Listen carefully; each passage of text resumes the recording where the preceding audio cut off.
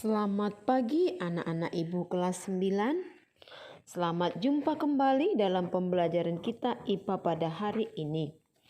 Anak-anak ibu, ada beberapa hal yang perlu ibu berikan sebagai evaluasi dari apa yang sudah kita kerjakan selama ini. Ada di antara kalian yang masih belum aktif dalam mengikuti pembelajaran kita. Dan ada juga yang belum mengumpulkan tugas tepat waktu. Maka itu anak-anak ibu harap kalian semua tetap semangat belajar. Dan jangan lupa kalian harus tetap menjaga protokol kesehatan supaya kita bisa cepat melewati semua masalah-masalah pandemi ini agar kita belajar seperti biasanya. Maka oleh sebab itu anak-anak ibu, kalian simak pelajaran ini dengan sebaik-baiknya. Hari ini kita akan belajar mengenai masih dalam kemagnetan, yaitu kita akan belajar mengenai induksi elektromagnetik dan hukum apa yang kita sebut dengan gaya Lorentz. Induksi magnet dan gaya Lorentz. Nah, kalian perhatikan baik-baik. Nah, induksi magnet. Konsep induksi magnet berawal dari tidak terkendalinya putaran jarum kompas yang ada di kapal laut saat petir menyambar. Christian Ørsted 1820 melakukan penelitian yang menunjukkan bahwa arus listrik dapat menimbulkan medan magnet. Nah, perhatikan gambarnya. Caranya dengan mengamati pergerakan jarum kompas saat diletakkan di dekat kabel yang dialiri arus listrik. Percobaan ini kemudian dikenal dengan percobaan Ørsted.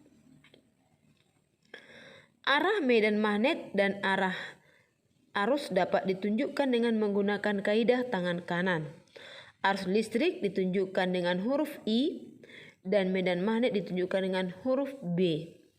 Nah, ini adalah kaidah tangan kanan untuk kawat lurus berarus. Jika pada kawat lurus medan magnet terbentuk melingkar arah arus, bagaimana dengan kabel yang dibentuk melingkar? Pada kabel yang dibentuk melingkar, medan magnet tampak melingkari kabel. Tetapi pada kumparan medan magnetnya seolah-olah membentuk kutub utara dan selatan pada ujung-ujungnya, persis seperti medan magnet. Nah, sekarang kita lihat konsep gaya Lorentz. Kawat berarus yang berada dalam medan magnet akan mengalami gaya yang disebut dengan gaya Lorentz. Adanya gaya Lorentz menimbulkan simpangan pada aluminium foil. Semakin besar arus listrik, gaya Lorentz yang dihasilkan akan semakin besar. Nah, perhatikan. Semakin besar medan magnet, gaya Lorentz yang dihasilkan akan semakin besar. Begitu pula dengan panjang kawat berarus. Semakin panjang kawat berarus yang ada dalam medan magnet, gaya Lorentz yang dihasilkan juga akan semakin besar.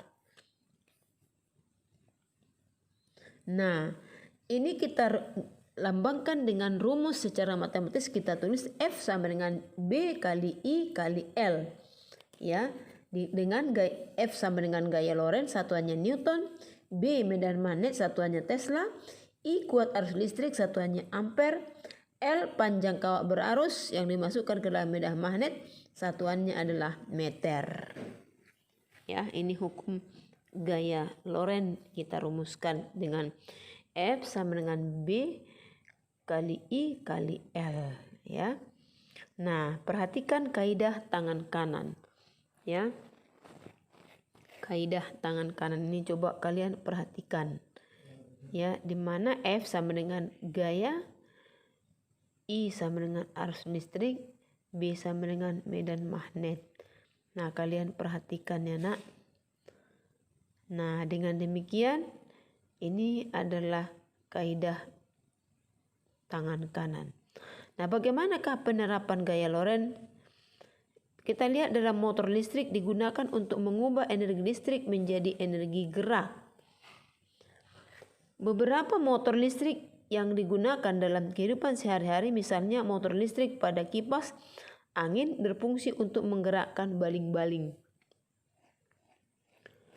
Motor listrik memiliki beberapa komponen, diantaranya magnet tetap dan kumparan.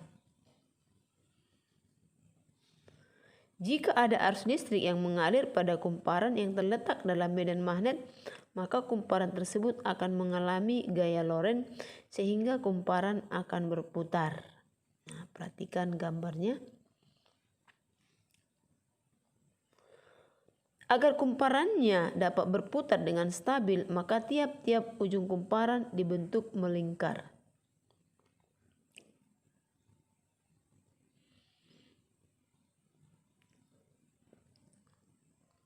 Nah, perhatikan contoh soal gaya Lorentz. Sebuah kawat tembaga panjang 10 meter dialiri arus listrik sebesar 5 mikroampere. Jika kawat tembaga tersebut tegak lurus berada dalam medan magnet sebesar 8 Tesla, berapakah gaya Lorentz yang timbul? Nah, ingat rumus tadi, kita lihat dulu. Diketahui L sama dengan 10 meter, I sama dengan 5 mikroampere atau 0,005 ampere, B sama dengan 8 Tesla. Yang ditanya adalah gaya Lorentz. Maka kita rumuskan tadi. Gaya Lorentz F sama dengan B kali I kali L. Ya, kita masukkan angka-angka itu ke dalam rumus. Ya.